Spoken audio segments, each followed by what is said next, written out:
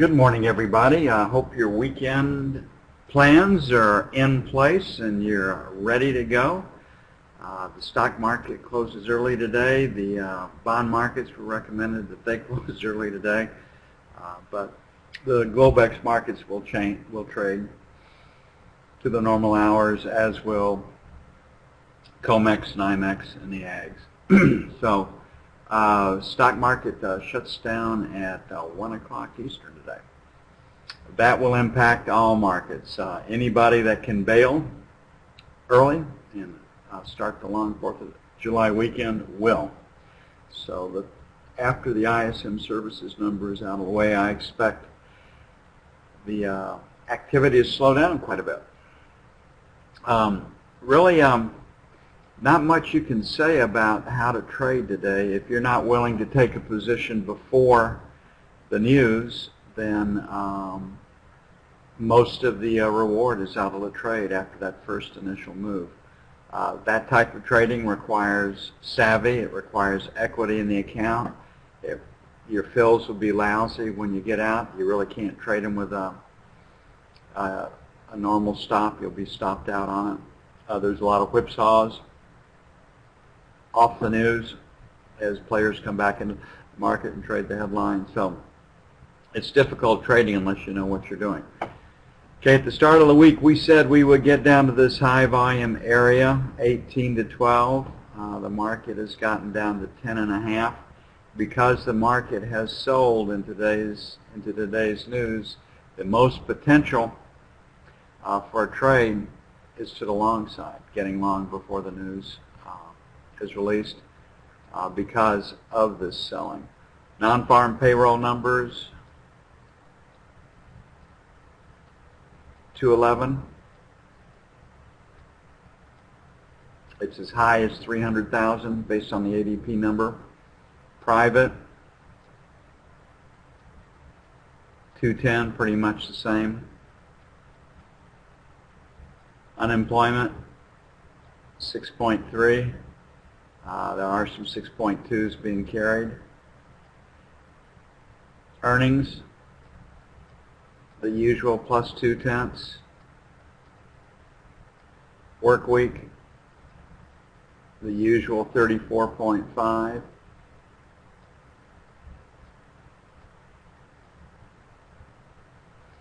So this is the number 1 news focus. That's number 2. Trade balance, no one will pay any attention to, minus 46.5.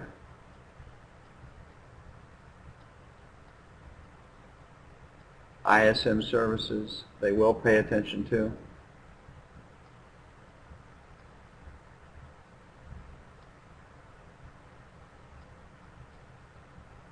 And then nat gas. Only the natural gas traders will pay attention to it. 100 BCF.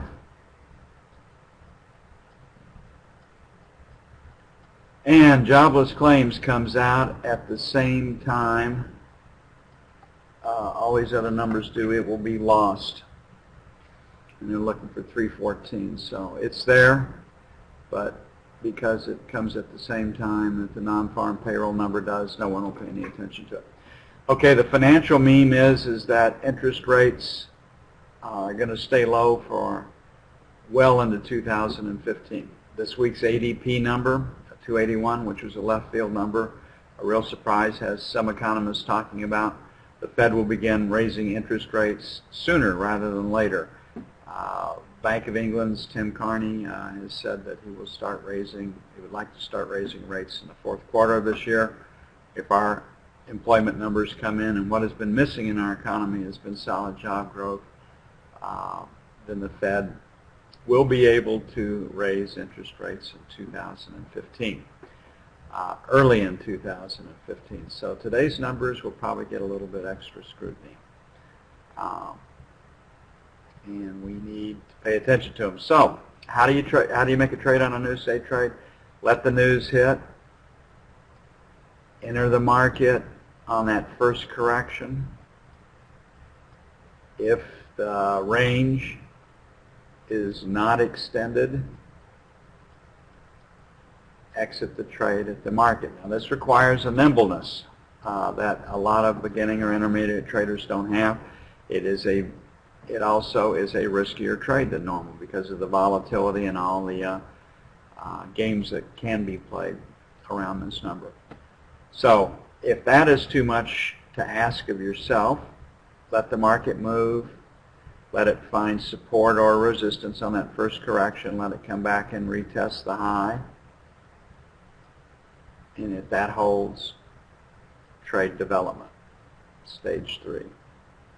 And most people can handle this. Now, this is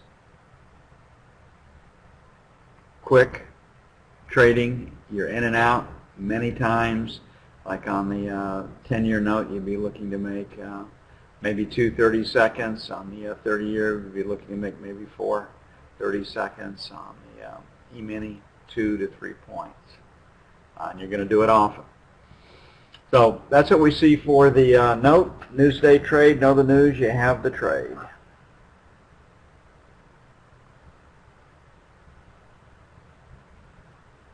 The same will be true for the ZB. They run it down. One thing right here is that if we can't get back up above this 124.24 number, it is a sale. The easiest structural trade to see right now is selling 23s to 28s on the 10-year.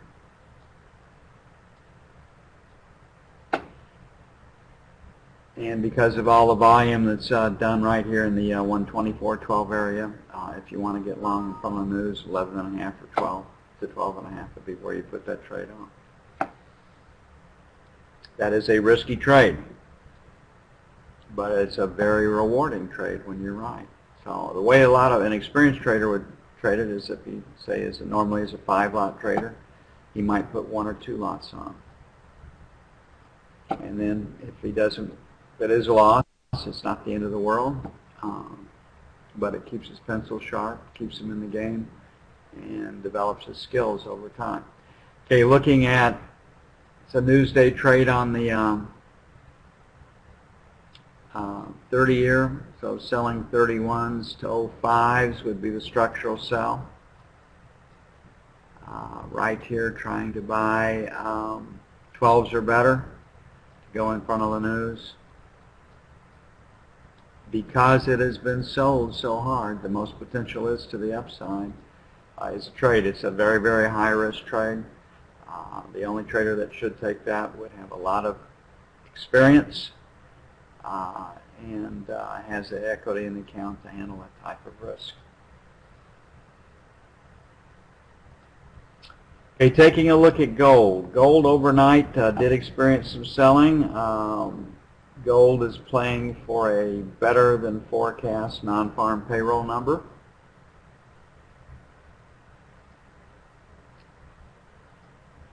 The ADP number is definitely influencing the mindset. So we've got a seller 30 to 35, and we have had a buyer in the 10 to 15 area. Because this market is up before the news, getting short in the overnight session was the trade. A 210 number would still not be supportive. If the numbers come in as expected, still would not be supportive for gold. It would show job growth, more people coming to work, higher tax revenues, less need to print money. So we've had pretty good support down here in the 5 to 7 area. That would be the S1, S2 level. And then basically our 10 to 12 area would be S1. So we make buy 1, 10 to 12, and buy 2, 5 to 7. On the sell side, pretty clean break here at 25, so 25, 27 is sell 1. And then our 30, 32 is sell 2.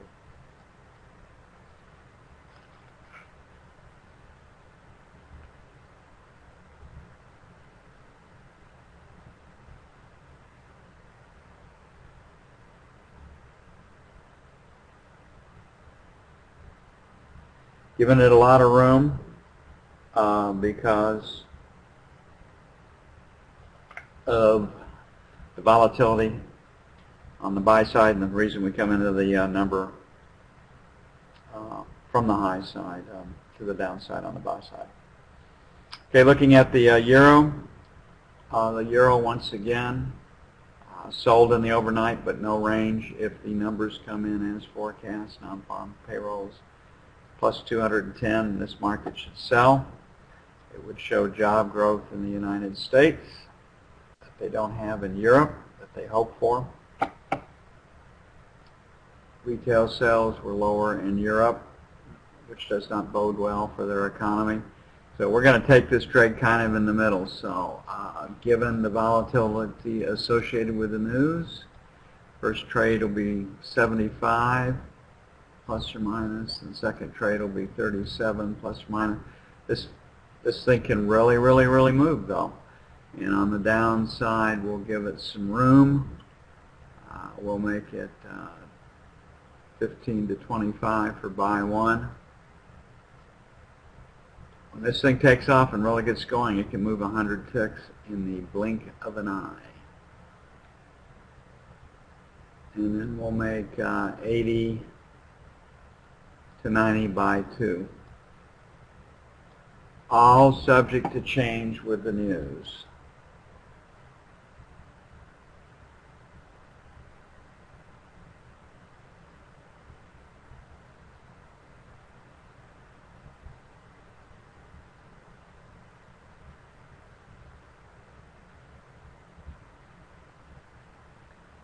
Okay, crude. There's some pretty rough graphics going around of what's going on in Iraq and Syria these days. And again, I think about the best thing that you can say about these graphics for some of the people is that they're not tortured before they're dispatched. It is a part of the world where Hammurabic law rules. If you're a male between the ages of 15 and 40, you're expected to die when captured, and a lot of them are killed. The ISIS folks are happy to share the videos of these executions because it helps instill terror in those that they hope to conquer. One of the things that I'm always struck by when, at the few occasions that I look at these films, is how calmly these captors meet their death. They aren't screaming, they aren't crying, they aren't begging for mercy. That's inshallah.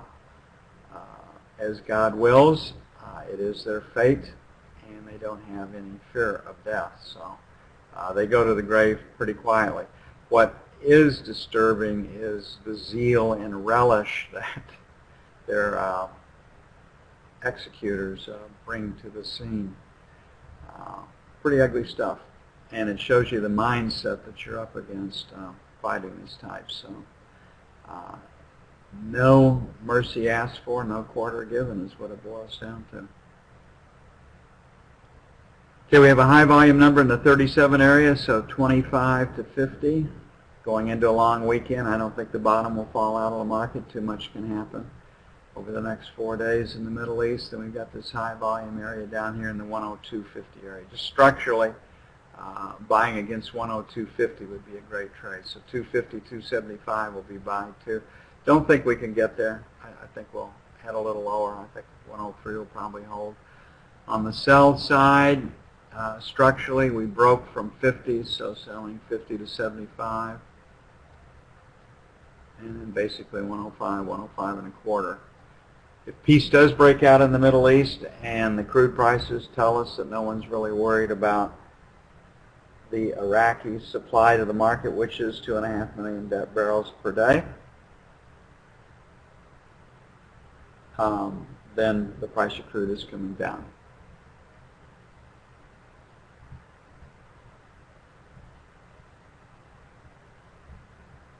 Okay, to everybody's favorite market, I think we're going to see a new contract high today on the E-mini. I think we're going to see a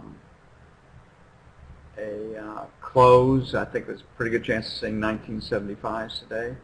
I think we'll close it higher if the news comes in as expected. And right now the non-farm payroll number is 210,000. Societe Generale has an estimate out there of 290 with an unemployment rate of 6.2. That's the highest I've seen. The ADP number showed job growth of 281. So if the number does come in higher, I think the 75 area is given. So I basically see in the market closing in this 1975 area, the Dow over 17,000. Obviously, we got to get through 72 to get there. So the first trade would be to sell failure of not making new highs. That's just a trade. So I think we will make new highs. I think we will close in the 1975 area. So not really too interested in getting short until we get up to the 79.80 area. With an anticipated close at 75. So the easiest trade to sell is failure to get through 72. That would be a smaller than forecast non-farm payroll number.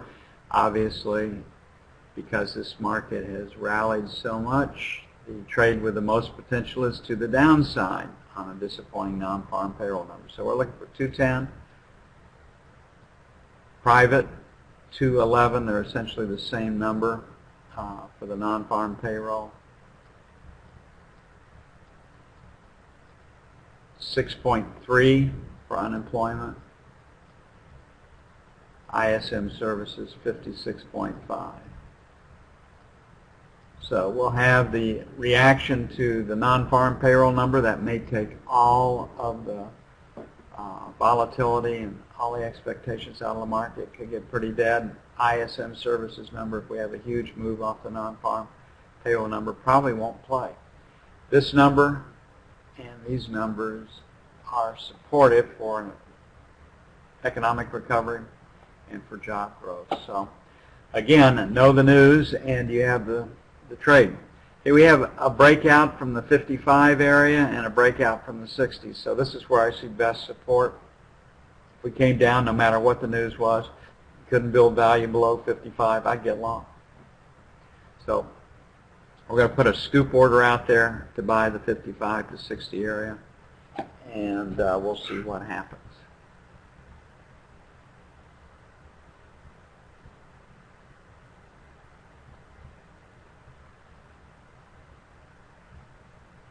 That's all I have right now. Take at least 15 minutes to get around the horn, get everything posted. I will see you after that.